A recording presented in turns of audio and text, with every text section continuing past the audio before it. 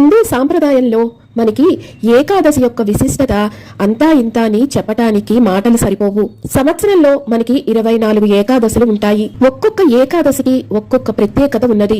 ఒక్కో ఏకాదశి వ్రతం చేసినప్పుడు మనకి అనేకమైన ప్రత్యేకమైన ఫలితాలు లభిస్తాయి. అటువంటి ఏకాదశిలోనే ఉత్తర ఏకాదశి అనేది ప్రత్యేకమైన ఏకాదశి. ఎవరైతే దంపతులు వివాహమై చాలా కాలమైనా సరే సంతానం లేక బాధపడుతున్నారో, అలాగే ప్రత్యేకించి పుత్ర సంతానమే కావాలి అని కోరుకుంటున్నారో, సంతానం ఉన్నవారు కూడా వారి సంతానం అభివృద్ధిలోకి రావాలి అని, మొండితనం వీడి ఉన్నత ఉద్యోగ విద్య అభ్యసించాలి అని కోరుకుంటున్నారో, వారు అందరూ కూడా చేయదగ్గ ప్రత్యేకమైన ఎంతో విశిష్టతతో కూడుకున్న ఈ పుత్రద ఏకాదశి వ్రతాన్ని తప్పక ఆచరించాలి. ముఖ్యంగా సంతానం లేని దంపతులు ఇద్దరూ కూడా ఈ ఏకాదశి వ్రతాన్ని ఆచరించాలి. అప్పుడే పూర్తి ఫలితం వాళ్ళకి శీఘ్రంగా దక్కుతుంది. మీరు మామూలుగా ఏకాదశి వ్రతం చేస్తే మీరు ఒక్కరు అంటే భార్య గాని భర్త గాని చేయవచ్చు.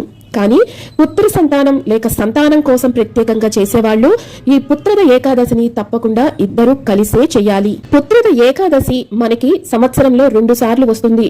ఇది ప్రత్యేకంగా ప్రతి ఒక్కరూ గమనించాలి. ఒకటి పౌష్యమాసం అంటే పుష్యమాసంలో వచ్చే శుక్లపక్ష ఏకాదశిని మనం పుత్రద ఏకాదశి అంటాము.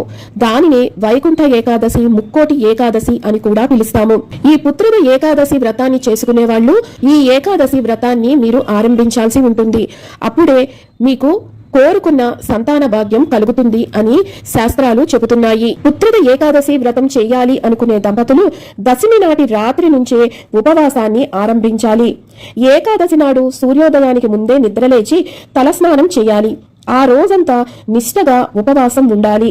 ఈ ఉపవాసం పూర్తిగా 24 గంటల పాటు చేయాల్సి ఉంటుంది. వివాహమైన దంపతులు 3 రోజుల పాటు బ్రహ్మచర్యం పాటించాలి. దశమి, ఏకాదశి, ద్వాదశి ఈ 3 తిథుల్లో కూడా మీరు బ్రహ్మచర్యంలోనే ఉండాల్సి ఉంటుంది. సంతానం కోసం ప్రత్యేకించి పూజ చేసుకునే వాళ్ళు సంతాన గోపాలస్వామి మంత్రాన్ని జపిస్తూనే ఉండాలి. అలాగే విష్ణు సహస్రనామాన్ని కూడా జపించాలి. అలాగే శ్రీ మహావిష్ణువు యొక్క అష్టోత్తరం, ఇవి ఏమీ రాకపోతే గోవింద నామాలు, లేదు అంటే గోవింద మాధవ అనుకుంటూ ఏ నామం మీకు పలకటానికి వస్తుందో ఆ ఒక్క నామాన్ని అయినా మీ యథాశక్తి కొలది ఈ 3 రోజులు కూడా భక్తి శ్రద్ధలతో జపించాలి.